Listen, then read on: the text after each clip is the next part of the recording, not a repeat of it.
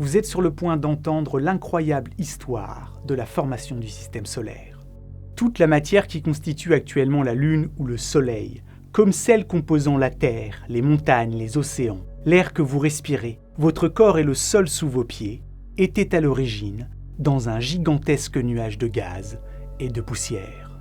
Aujourd'hui, je voudrais vous faire revivre l'histoire mouvementée et chaotique de la naissance du système solaire.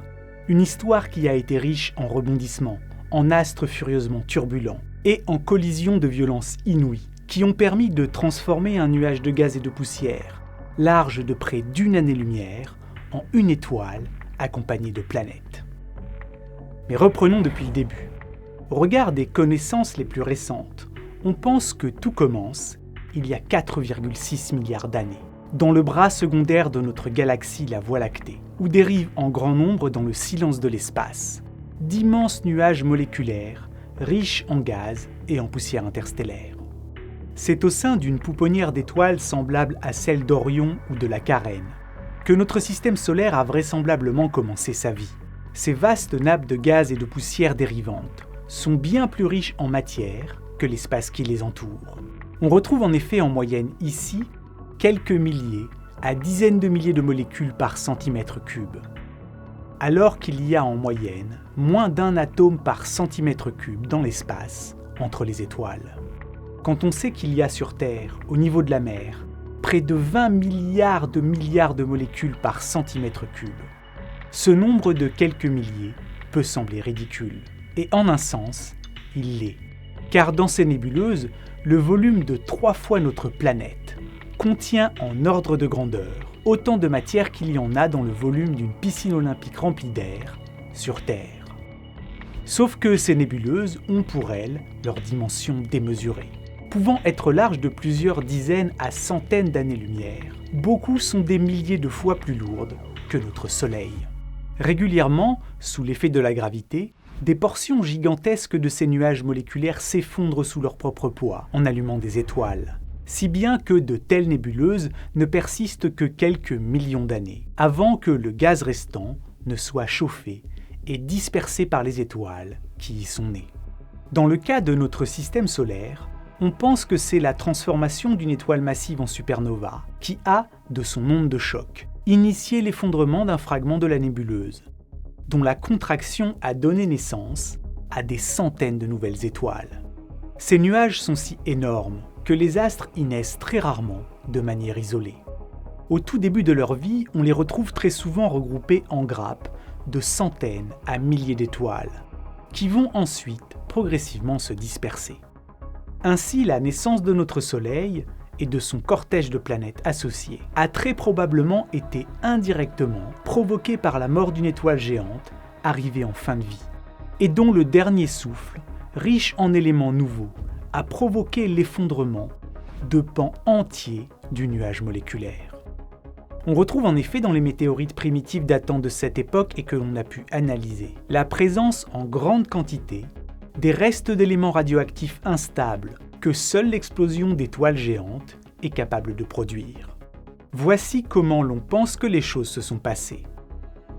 Les nappes de gaz compressées par l'onde de choc se sont lentement effondrées sur elles-mêmes, et à mesure que la densité du nuage augmentait, l'ensemble s'est mis à accélérer et à tourner de plus en plus rapidement. Ni le Soleil ni la Terre n'existent encore, mais au sein de cette matière tourbillonnante, forgée par plusieurs générations d'étoiles mortes, on retrouve déjà les ingrédients, toutes les briques atomiques élémentaires nécessaires à leur construction. Le processus est lancé et rien ne pourra dès lors venir l'arrêter. Au sein du nuage moléculaire, quelques 50 000 ans sont nécessaires pour que toute la matière initialement contenue dans un volume de près d'une année-lumière de diamètre se transforme en un disque furieusement turbulent. Une gigantesque tempête de gaz et de poussière, tournoyant autour de la région centrale, où 90% de la matière s'est concentrée, en formant une bulle de gaz brûlante qui continue de se contracter. Ce noyau de gaz comprimé et de plasma incandescent est un proto-soleil, qui n'est pas encore une étoile véritablement allumée. À peine visible, cette jeune étoile en devenir est encore profondément enfouie derrière un voile de gaz opaque, qu'elle fait briller faiblement dans le domaine des infrarouges. Autour de cette bulle de gaz en condensation, les 10% de matière n'ayant pas fini au centre se sont en quelques milliers d'années aplatis et étalés en un disque 10 à 20 fois plus large qu'épais. C'est à l'intérieur de ce disque protoplanétaire, à l'apparence de vinyle, que commence à se jouer la petite musique de la formation des planètes. Ici, au sein de la nébuleuse d'Orion, le télescope spatial Hubble a permis d'identifier quelques 180 disques protoplanétaires. Au centre de chacune de ces structures réside une jeune étoile, dont la lumière dessine les contours du cocon de gaz qui l'enveloppe. Comparé aux 33 années-lumière de diamètre de cette pouponnière, ces systèmes en formation font l'effet de tâches insignifiantes. Pourtant, ces environnements turbulents contiennent déjà toute la matière nécessaire pour construire quantité de mondes en devenir. Ici, dans la nébuleuse d'Orion, il ne reste plus qu'à attendre et laisser le temps faire son œuvre. Caillou par caillou, monde par monde, des planètes vont se former dans une symphonie de collisions et d'accrétions continues, qui va commencer tout en douceur dans la poussière, pour se finir en fracas dans l'impact. Pendant les centaines de milliers d'années qui suivent la naissance de notre système, et tandis que le gaz du disque continue de lentement s'écouler en direction du centre, et d'alimenter en matière le cocon voilant l'étoile naissante, le grand chantier des planètes commence, à partir de quelques miettes solides. Car dans ce disque en rotation, 99% de la masse est initialement sous forme de gaz, et à peine 1% se trouve sous forme solide. Cela peut vous sembler peu, mais c'est tout de même cumuler l'équivalent de la masse d'une planète comme Jupiter, ou encore 300 fois celle de la Terre. Dans ce milieu chauffé à blanc par la présence en quantité des éléments radioactifs produits par l'explosion de la supernova, les poussières qui se frottent ou se frôlent continuellement créent de l'électricité statique et commencent à s'agglomérer, à se coller. En quelques milliers d'années à peine, ces minuscules grains de poussière coagulent sous l'action des forces électrostatiques ou de par la fusion partielle de leur surface. Et à force de se coller, au gré des collisions douces, ils grossissent, au point que certains atteignent des tailles de l'ordre du centimètre. Ce sont les points de départ de toutes les planètes à venir. Donnez à ces germes encore quelques millénaires supplémentaires et certains deviendront des blocs de l'ordre du kilomètre de diamètre. Et voilà que l'accumulation continue de roches de la taille de grains de sable a fini par former des monstres de la taille de petites montagnes. Une fois passés les quelques kilomètres de diamètre, la gravité prend progressivement le relais de la croissance, car les blocs sont devenus suffisamment imposants pour commencer à attirer à eux la matière environnante. C'est le début des processus d'accrétion. Dans le disque, les éléments s'agglomèrent, se collent, les blocs se télescopent et se percutent. Parfois, de violentes collisions à grande vitesse les pulvérisent, et l'on repart de zéro. Et d'autres fois, après contact, la matière s'agrège et forme des éléments plus gros, jusqu'à ce que certains atteignent le stade de planétisimaux. Des sortes de sphères irrégulières qui font entre 10 et 100 km de diamètre. La quasi-totalité des comètes et astéroïdes qui peuplent notre système solaire aujourd'hui sont des vestiges de ces planétisimaux qui nous sont parvenus de ces temps reculés. Et ces énormes blocs qui se comptent par millions et dont la masse cumulée correspond à des dizaines de fois celle de notre planète, filent à toute allure et en tous sens. Dans ce milieu chaotique et turbulent, les planétisimaux se sont lancés dans un processus d'accrétion incontrôlable, un chantier de construction et de destruction continue. Souvent, les percussions sont d'une violence telle que les protagonistes du drame sont disloqués dans des grincements de fin du monde. Mais il arrive plus rarement que l'angle et la vitesse d'impact permettent aux éléments de fusionner. Et les blocs survivants aux impacts majeurs continuent à prendre de l'ampleur, au point de donner naissance aux premiers embryons planétaires, dont la masse est de l'ordre de celle de la Lune, à Mars. On retrouve encore aujourd'hui dans notre système solaire des corps tels que Vesta ou Cérès, dont vous voyez ici la taille comparée à celle de la Lune, et qui sont de masse intermédiaire entre les planétisimaux et les embryons planétaires, des témoins de ces temps reculés, mouvementés.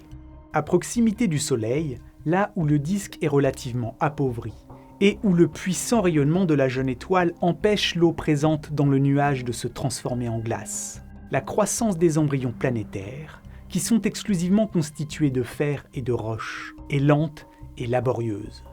Et après 1 à 2 millions d'années de processus d'accrétion, on ne trouve dans la région interne du système solaire que des corps qui ne dépassent même pas les 1 à 10% de la masse de la Terre.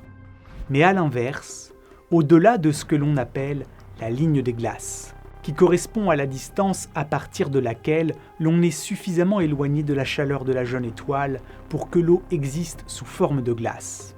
La croissance des blocs a été extrêmement plus efficace. Car l'eau glacée qui fait office de liant a permis aux éléments de départ de rapidement monter en taille et de former des embryons planétaires composés pour moitié d'eau figée et de roches. Et c'est pourquoi en à peine 1 million d'années environ, soit une durée de temps infime au regard de l'échelle vertigineuse des temps cosmiques, le disque protoplanétaire du système solaire externe contient déjà des noyaux de planètes géantes, lourds comme 5 à 20 fois notre planète. Des noyaux qui vont continuer de croître rapidement en siphonnant le gaz environnant. Ainsi, et de façon totalement contre-intuitive, les planètes les plus imposantes du système solaire, que sont Jupiter, Saturne, Uranus et Neptune, se sont formées plus rapidement que les petites planètes rocheuses. On pense que Jupiter a été la première planète à voir le jeune Soleil se lever. Étant la plus massive et la première à arriver sur la scène, elle est la première à se servir dans la réserve inexploitée de poussière et de gaz qui dérive encore dans le disque protoplanétaire. Si bien qu'en 1 million d'années seulement, l'embryon planétaire le plus téméraire s'est transformé en l'imposante géante gazeuse Jupiter. En se payant la part du lion, en laissant aux autres planètes gazeuses moins de glace, de gaz et de poussière dérivant à se mettre sous la dent, la soudaine croissance de Jupiter va considérablement freiner le développement de la totalité des autres planètes gazeuses. En se nourrissant de la matière dérivante encore abondante, Jupiter a également légèrement freiné, ce qui l'a fait dévier de sa trajectoire orbitale, et la planète s'est mise à spiraler vers le Soleil. En traversant une partie du jeune système, la géante gazeuse creuse de larges traînées dans le disque et continue de croître, jusqu'à devenir la plus lourde planète du système solaire. Aujourd'hui, Jupiter, c'est environ 320 fois la masse de notre planète, et 2 fois et demi celle de toutes les autres planètes combinées. Saturne, elle, est née peu après Jupiter, et bien qu'elle soit de taille comparable, comme vous pouvez le voir sur cette image, elle est près de 3 fois moins massive. La raison en est que les éléments les plus lourds avaient déjà été moissonnés par la géante Jupiter lorsque Saturne s'est formée, et elle a donc dû se contenter pour sa croissance des gaz les plus légers. Quant aux géantes de glace Uranus et Neptune, elles sont les dernières planètes gazeuses à s'être formées. Arrivées à un moment où les émissions du jeune Soleil avaient déjà dispersé une partie des gaz d'hydrogène et d'hélium constituant le disque externe, elles ont eu sensiblement moins de matière à ingérer, et sont donc encore plus petites. Pendant longtemps, Uranus et Neptune ont constitué un mystère, car leurs distances au Soleil sont si importantes qu'elles n'ont pu trouver dans ces régions éloignées suffisamment de matière pour atteindre les tailles qu'on leur connaît aujourd'hui. Ce que cela suggère, c'est que les 2 géantes de glace se sont formées bien plus près du Soleil, peut-être même au niveau des orbites qu'occupent actuellement Saturne et Jupiter. Et ce n'est que beaucoup plus tard qu'elles ont migré vers l'extérieur, là où elles se trouvent aujourd'hui. Pendant que les planètes géantes creusent des sillons dans le disque, au centre du système, la contraction gravitationnelle fait suffisamment monter la pression et la température pour y allumer le Soleil. Hautement instable, il est alors dans une phase dite de théorie. Pendant plusieurs millions d'années, la jeune étoile est en proie à de violents coups de colère, qui se manifestent à travers la présence d'un champ magnétique en rotation rapide, capable de propulser à travers le système de puissants jets de matière à des vitesses pouvant atteindre les 300 km par seconde, soit un vertigineux 0,1% de la vitesse de la lumière. Cette jeune étoile peut également, en l'espace de quelques jours voire quelques heures, augmenter brutalement son intensité lumineuse d'un facteur 40. Les vents solaires et les flux de particules chargées, qui sont des millions de fois plus puissants que ceux que nous connaissons aujourd'hui, vont progressivement nettoyer le disque interne. En chassant une grande partie du gaz résiduel, l'étoile vient fortement freiner la croissance des planètes qui lui sont proches. Tandis que plus loin, dans le disque encore relativement riche en gaz, l'influence gravitationnelle de Jupiter forme dans le disque des ondes de densité, qui se dessinent dans le sillage de son orbite et agissent telle une barrière, empêchant la majorité de la matière encore en rotation de pénétrer dans le système solaire interne, mettant ainsi les planètes rocheuses au régime. En parallèle, ces ondes de densité font perdre de l'énergie orbitale à Jupiter, puis à Saturne, qui se mettent alors à migrer lentement vers le Soleil, en se nourrissant de la matière rencontrée sur leur trajet. Arrivé à l'emplacement actuel de Mars, Jupiter s'arrête et son orbite entre en résonance avec celle de Saturne, qui l'a suivi dans sa course. Ensemble, les deux géantes synchronisent leur vitesse sur leurs orbites respectives, de telle sorte que Saturne effectue 2 orbites, le temps que Jupiter en fasse 3, avec pour étrange conséquence d'inverser la direction de leur migration et de les renvoyer de là où elles venaient, sur des orbites plus éloignées. Au final, le passage des deux géantes gazeuses à l'intérieur du système est relativement court, quelques 100 000 ans à peine. Mais ses conséquences sont immenses, car cette venue laisse derrière elle un système solaire interne transformé. En effet, l'arrivée et le repli des deux géantes a modifié les orbites des protoplanètes encore en formation.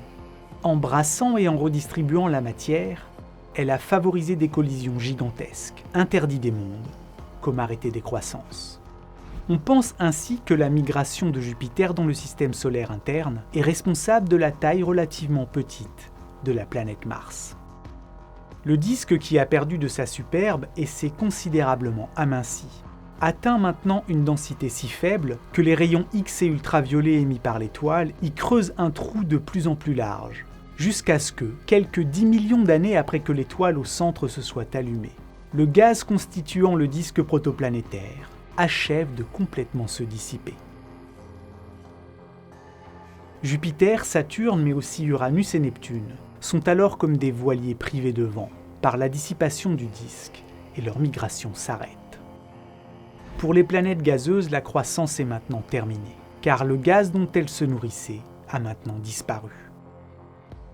La fenêtre de formation de ces planètes s'est refermée. Au final, pour passer de la nébuleuse de gaz et de poussière à une étoile entourée de planètes et au disque pratiquement nettoyé, le processus a été très rapide. Si l'on ramène les 4,6 milliards d'années d'existence de notre système solaire à la durée d'une vie humaine de 85 ans, alors cette période ne représente que 2 mois. Dans ce jeune système, âgé d'à peine 10 millions d'années, et au centre duquel trône maintenant une étoile qui s'est stabilisée et commence à doucement rentrer dans sa séquence principale, 99,98% de la masse totale se trouve dans le Soleil, tandis que tout le reste, planètes, astéroïdes et comètes réunis, se sont contentés des miettes. Et parmi ces 0,02% restants, la majorité a fini dans Jupiter. En apparence, le système semble maintenant presque à l'équilibre et apaisé. Les orbites agitées des planètes géantes externes se sont assagies et étalées, tandis que les petites planètes rocheuses rescapées finissent leur formation. Sauf que dans la partie interne du système, les orbites de la petite douzaine de protoplanètes restantes sont encore largement instables. Et 50 à 100 millions d'années vont être nécessaires pour qu'à grands coups de rares télescopages ou de collisions, leur nombre soit réduit aux 4 planètes rocheuses que l'on connaît. C'est au terme de cette phase d'élimination que se forme, à la suite d'une collision entre la prototerre et un corps de la taille de Mars, la Lune. À l'échelle de l'ensemble du système, les collisions majeures sont désormais extrêmement rares, et sur les trajectoires des orbites encore imparfaitement nettoyées. Il ne reste désormais que des débris suffisamment massifs pour résister à l'intensité des rayonnements ultraviolets de la jeune étoile. Mais ce calme n'est qu'apparent. En réalité, dans l'ombre, une tension couve. Même si les planètes tournent visiblement en harmonie, elles ne sont en réalité pas à leur place et en paix. Car le disque de gaz et de poussière qui a disparu avait un effet stabilisateur. il maintenait les planètes sur des orbites approximativement circulaires. Sans lui, le jeune système solaire se met à glisser lentement en direction d'un nouveau chaos. Ce calme relatif est resté en place pendant près de 500 millions d'années. 500 millions d'années au cours desquelles les 5 planètes gazeuses du système se sont livrées en silence et à distance à un dangereux jeu d'influence. Oui, vous avez bien entendu, on pense qu'il y avait très probablement, dans ces temps reculés, une planète gazeuse supplémentaire, ainsi qu'un imposant disque externe qui devait contenir de 20 à 30 fois la masse de la Terre, sous forme de milliards de planétésimaux. Et pour comprendre pourquoi ce disque de corps glacé et cette imposante 5e planète ont aujourd'hui disparu, il faut se replonger dans l'état du système solaire, tel qu'il était peu de temps après la disparition du disque de gaz. À ce moment, les planètes gazeuses sont alors dans une configuration orbitale, bien plus compacte qu'elles ne le sont aujourd'hui, et surtout dans un état de tension silencieuse. Pendant des centaines de millions d'années, le léger déséquilibre gravitationnel latent est absorbé par la présence du disque de planétésimaux externe, qui sert en quelque sorte de tampon et absorbe l'énergie des interactions planétaires, en se délestant continuellement de ces éléments au gré des résonances orbitales. Mais à force d'éjections successives, le disque s'amincit et devient trop léger pour être capable de stabiliser les orbites des géantes. L'équilibre se rompt et l'une des géantes sort alors de la résonance et un chaos, ou plutôt une instabilité dynamique commence. Rapidement, les tiraillements gravitationnels qu'exercent les géantes amènent leur orbite à se croiser, et à force de se rapprocher et d'échanger de l'énergie orbitale, l'équilibre qui les unit faillit jusqu'à totalement voler en éclats. S'ensuit un balai aussi désordonné que complexe, où les orbites sont malmenées. Les planètes du système solaire externe quittent leur orbite ramassée et quasi circulaire, pour épouser autour du Soleil des trajectoires fortement excentriques. Et tandis que la 5e planète est éjectée du système, ou au minimum expédiée dans ses confins, les trajectoires d'Uranus et Neptune sont modifiées, au point de les faire croiser l'immense champ de débris de la ceinture externe, où se trouvent les rares planétésimaux qui n'ont pas été engloutis. Perturbés par l'arrivée des deux planètes, les milliards de blocs de roches et de glace qui se trouvaient dans ces confins glacés du système solaire vont se disperser. Comme vous pouvez le voir sur cette simulation, qui montre les quelques millions d'années qui précèdent et suivent l'instabilité. La quasi-totalité des éléments de cette ceinture, contenant de 20 à 30 fois la masse de la Terre sous forme de milliards de blocs de plusieurs kilomètres de large, sont envoyés dans toutes les directions et vont provoquer une pluie de comètes et d'astéroïdes dans tout le système solaire. Et tandis que certains sont propulsés en direction du système solaire extérieur et vont alimenter le lointain nuage d'Oort, d'autres restent à dériver à proximité des planètes gazeuses, dont on pense que certaines lunes, telles que Triton ou Hyperion par exemple, sont des éléments de la ceinture détruite, ayant ensuite été capturés. Si on sait que l'avènement de ce point de rupture et le déclenchement de cette nouvelle pluie de pierre et de glace implique une 5e planète, c'est que les lois de la gravité nous disent que, pour que 4 planètes géantes puissent survivre à ce jeu de billard cosmique et se retrouver dans l'état d'équilibre tel que celui que l'on observe aujourd'hui, il faut nécessairement qu'ait existé, dans le chaos turbulent des trajectoires incertaines d'origine, une 5e planète. Une 5e planète qui a vu son lien gravitationnel l'alliant au système se rompre, ou se fragiliser au point que cette planète possède aujourd'hui une orbite si éloignée du Soleil que nous ne l'avons toujours pas détectée. Certains chercheurs soupçonnent en effet l'existence, au sein de notre système solaire, d'une hypothétique 9e planète, qui évoluerait sur une orbite terriblement elliptique, faisant le tour de notre étoile en quelques 10 à 20 milliers de nos années. Bien que probablement en train de dériver dans l'espace lointain, cette planète serait encore arrimée au Soleil, dont elle ne s'approcherait au plus près qu'à 200 unités astronomiques, soit 7 fois la distance séparant le Soleil de Neptune. Avec cette nouvelle instabilité, un par un, les milliers d'embryons de planètes gelées qui sont encore présents dans la lointaine périphérie du système solaire vont être éjectés par le passage régulier des planètes géantes dans leur secteur. Et lors de chaque éjection, ces éléments ponctionnent à chaque fois un peu de l'énergie orbitale des géantes et arrondissent donc progressivement les angles de leurs orbites, jusqu'à ce que le système ne trouve à peu de choses près la configuration qu'on lui connaît. La dérive de Neptune en direction du système solaire externe fait également des ravages sur la ceinture d'astéroïdes. Aujourd'hui, cette bande clairsemée de corps rocheux qui se trouve entre 2 et 4 unités astronomiques du Soleil possède une masse totale qui ne représente qu'à peine une fraction d'1% de celle de la Terre. Mais au début du système solaire, cette ceinture d'astéroïdes était beaucoup plus densément peuplée et possédait suffisamment de matière pour former 2 à 3 autres planètes de la taille de la Terre. Mais les influences gravitationnelles de Neptune et de Jupiter vont faire pratiquement éclater la ceinture et propulser nombre d'astéroïdes et de comètes vers l'intérieur du système, où ils vont provoquer, pendant près de 100 millions d'années, un bombardement massif sur l'ensemble des planètes rocheuses. Cette pluie constante de cailloux venus du ciel va apporter sur notre planète la désolation, mais aussi en quantité considérable, un petit trésor sous la forme d'eau, qui, enchâssé dans les roches, va contribuer à remplir les océans. De cette phase de bombardement intensif, la Terre n'a gardé aucune trace en surface, car le renouvellement permanent de la surface en a effacé les impacts. Mais la Lune, comme Mercure ou Mars, en garde encore aujourd'hui les stigmates, sous la forme de nombreux cratères d'impact. C'est là le dernier grand événement marquant de l'histoire mouvementée du système solaire. Depuis cette époque, le mouvement des planètes sur leur orbite est à peu de choses près resté inchangé, battant depuis la cadence, avec une précision quasi horlogique. Depuis maintenant plus d'une décennie, des systèmes planétaires en formation, nous sommes en mesure d'en observer directement au moyen de télescopes tels que le James Webb ou le radiotélescope ALMA, qui, en coordonnant des dizaines d'antennes radio, est capable de nous fournir des images aussi détaillées que celles que produirait un unique télescope de 16 km de diamètre. Sur ces clichés saisissants, on peut voir que ces systèmes naissants sont indéniablement entourés de mondes en formation, qui se révèlent à nous à travers les sillons qu'ils tracent sur leur passage.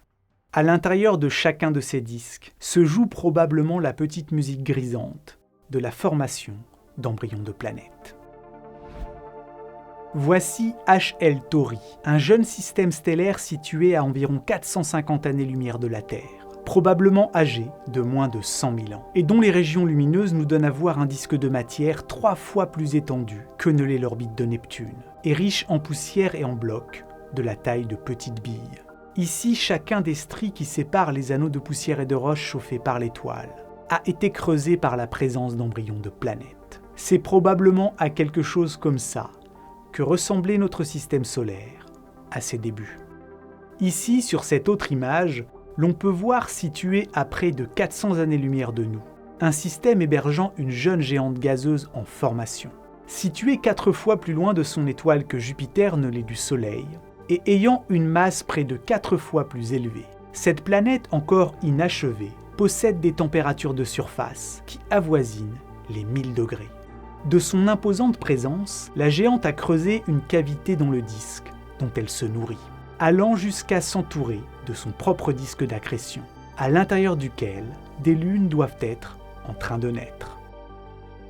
Se pencher sur le berceau des planètes au moment où leur étoile s'allume nous permet indirectement de mieux comprendre notre propre genèse, car partout dans l'univers, les mêmes principes sont à l'œuvre, l'histoire se répète. C'est en étudiant ces systèmes situés à plusieurs années-lumière de nous que nous avons découvert que l'histoire du nôtre a été beaucoup plus mouvementée que ce que nous pensions au départ, et que les planètes géantes ne sont pas nées sur leurs orbites actuelles, mais qu'elles ont migré au cours du temps.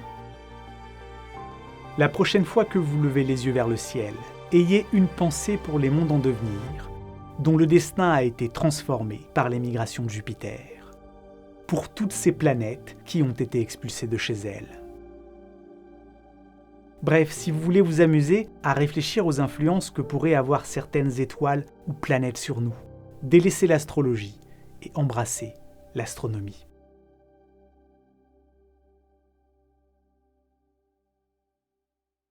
Sean, merci pour ton aide à l'écriture de ce nouvel épisode et aussi pour m'avoir encore permis de prendre quelques raccourcis. Au cours des 2 dernières décennies, tu as vu les modèles et les questions évoluer au fil du temps. Qu'est-ce qui t'a le plus étonné dans toutes les découvertes récentes ? Donc, du côté des modèles, il y a toujours des nouvelles idées qui vont dans tous les sens et j'adore ça, je pense que c'est toujours une bonne chose. Au niveau des observations ou des mesures, il y a 2 choses qui m'ont marqué le plus depuis 5-10 ans. Donc, d'un côté, c'est les météorites. Il y a de plus en plus de mesures de météorites qui sont de plus en plus précis, qui peuvent nous informer sur les briques de construction des planètes telluriques, ben, l'assemblage de la Terre en fait. Donc, quels matériaux ont fait la Terre et dans quel ordre ils se sont assemblés. Et c'est vraiment incroyable le détail qu'on peut avoir avec les météorites ainsi que les roches terrestres en faisant la comparaison. D'un autre côté, il y a des mesures astronomiques avec le télescope ALMA en particulier, le télescope radio, qui observe des disques autour de jeunes étoiles. Donc, ça, c'est un peu les conditions initiales de formation. C'est où les planètes sont en train de se former. Et ça nous informe de les conditions qui ont mené enfin à la formation des planètes dans le système solaire. Donc des 2 côtés, on a un peu ce qui s'est passé avant et ce que nous avons maintenant et ça nous nourrit les modèles et les scénarios beaucoup. Dans cette vidéo, on a survolé les grandes lignes du scénario le plus solide que l'on ait aujourd'hui. Mais il en existe d'autres actuellement moins robustes. Est-ce que tu peux me parler de la façon dont vous travaillez pour concevoir ces modèles ? C'est vrai, il n'y a pas un scénario, mais il y en a plusieurs. Donc, ce qu'on fait, on essaye de créer un scénario, une histoire pour expliquer que nous observons maintenant, aujourd'hui, mais l'action s'est passée il y a 4,6 milliards d'années. Donc, on recule, mais on ne peut pas reculer dans le temps pour regarder ce qui s'est vraiment passé. Donc, on construit ces scénarios. Donc, comment on fait ça? On utilise des processus physiques. C'est un peu comme des briques de Lego, j'aime dire ça. Et on les met ensemble pour essayer de faire quelque chose comme ce que l'on observe. Et le modèle dont on a parlé dans cette vidéo, c'est un modèle courant. Il en existe d'autres qui s'appuient sur des autres processus physiques. C'est vrai, ils sont un peu concurrents. Et ce que l'on fait dans la science de la formation planétaire maintenant, c'est d'essayer de différencier, de falsifier. On ne peut jamais prouver qu'un des scénarios est correct, mais on peut prouver que c'est pas correct, que c'est faux. Donc on construit quelque chose qui est très beau, et ensuite on essaye directement de le détruire en le falsifiant si on peut. Et si on n'arrive pas à le falsifier, donc ça reste toujours plausible.